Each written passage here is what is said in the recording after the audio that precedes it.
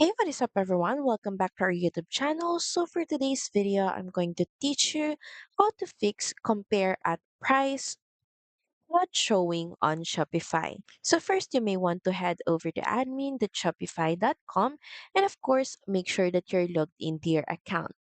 Next, in the left panel, click on Markets. And from here, we're just going to select our market.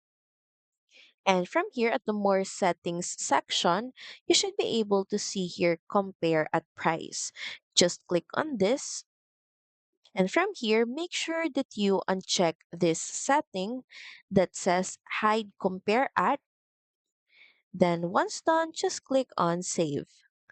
So that's pretty much it. Thank you very much for watching this video. I hope that you find this video helpful. And if you do, please don't forget to like, share, and subscribe to the channel. And I will see you again on the next one. Bye.